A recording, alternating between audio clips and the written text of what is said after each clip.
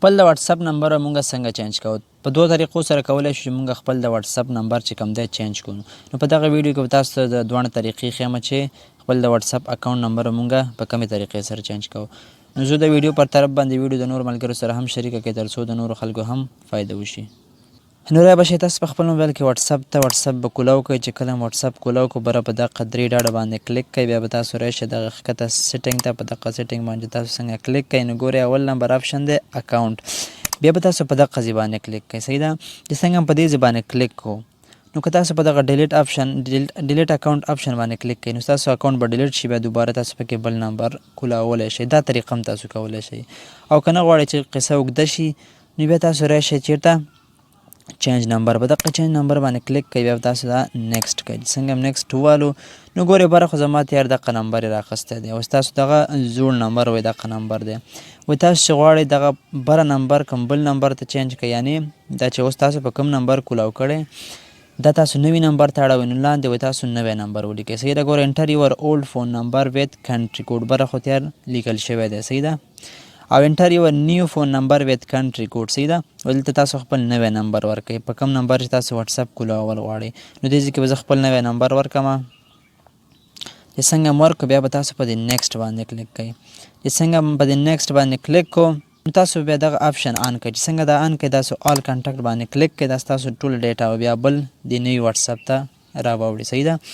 نو څنګه به تاسو په دې باندې کلیک وکړو تاسو په دې ډن باندې کلیک کوئ. څنګه په دې باندې کلیک کړو نو ګورئ لږ به تاسو وایټ وکړئ دې ځای کې.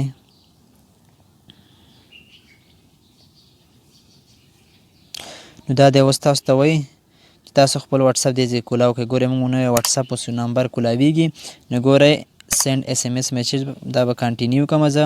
نو ګورئ زما دې نمبر ته به چې کوم دی پاسورډ راشي اوس. نو دا دی ویریفای هم شو خپله واتس اپ ته پاسورډ راغی نو ګورئ دا دلته ویریفای کېږي په خپله.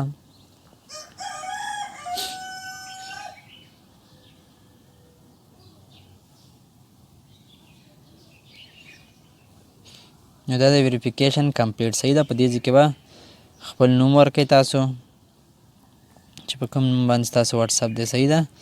او دې ځای نه تصویر تاسو چینج کړئ، بیا تاسو په نیکسټ باندې کلیک کوئ. صحیح ده؟ چې څنګه په دې ځای باندې کلیک کړو بیا دا تاسو سکیپ کوئ. دا دی چې کوم دی موږ سره په نوي نمبر باندې اکاونټ کولاو شو.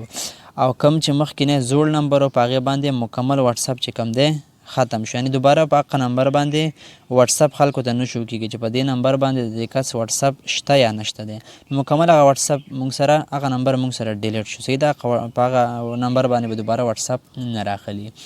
نو دغه دوې طریقې دي. یوه طریقه خو همدا وه چې تاسو اول خپل اکاونټ ډیلیټ کړئ بیا دوباره نوی اکاونټ کولاو کوئ.